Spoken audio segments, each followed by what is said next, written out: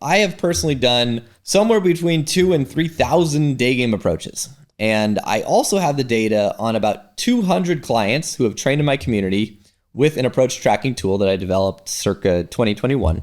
So I'm going to share that screen right here. So what this tool does, you pull it up on your phone and it geolocates you. So you can see where I'm recording this right now in LA, because that's where it is. But obviously if you're on your phone, you're out, it knows where you are. And it creates a database here of all of your approaches and the location, the time, and the progress, right? So after you approached, you can say, I approached, I conversed with her, I got contact info, she responded to my text, she agreed to a first date, we went on a first date, we kissed, we had sex, and we're having recurring sex.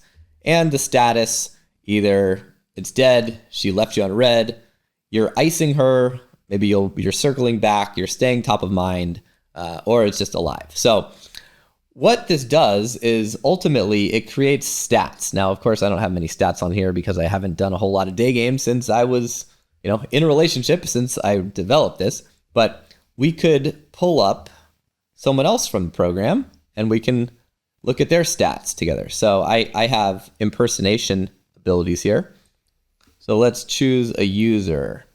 Let's go with he's done a lot of fun approaches. Why don't we go with, here are stats. You can see since he joined the program, he has done a lot of approaches. Gee golly. 529 approaches. Location, EDC, Sherman Oaks, The Grove, Farm Cup. And then what we have down here are the stats. And this is the interesting part. These numbers in black are what I consider par. And par, just like in golf, is a score that is very hard to get. Basically, if you're a professional, you should shoot around even par. So if you're getting par or around par, it means you are a very good day gamer. This is the one we want. So if you approach her, what this is measuring, did you converse with her? And par on that is 90%. 9 out of 10 girls you approach should stop and have a conversation. If that's not happening, you're not stopping her correctly, like I showed. So he's right at par here.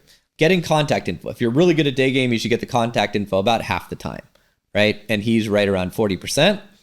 She should respond to that initial text half the time. So half the girls that you get their number, half should respond. He's a little bit below that, which means he's getting a little bit of pity numbers. If she responds to a text, she should agree to a date at least 60% of the time to show if your texting is good or not. You can see he's a little below par there, so pretty good texting. Then, did she go on the date if she agreed to the date? And certainly she did. So that's another measure of texting, and he's well above par there. Did he kiss her on the date? You should be kissing about 75% of the girls on the first date. If your game is good and he's doing better than that, so that's awesome. Do you ultimately get to sex if you take a girl out on a date? Well, I'm not saying on that date, but you should ultimately sleep with close to 100% of the girls you'd get on a date with. That's why the par is at 90, and he's below that, which means something's going on in terms of middle game for him, and he's losing some leads. But that's a very important dictator here. I'm going to talk to him about that.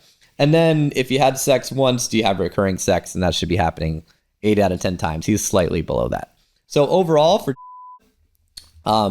this is an amazing way to track someone's progress in game, and it really allows me to see what the sticking points are.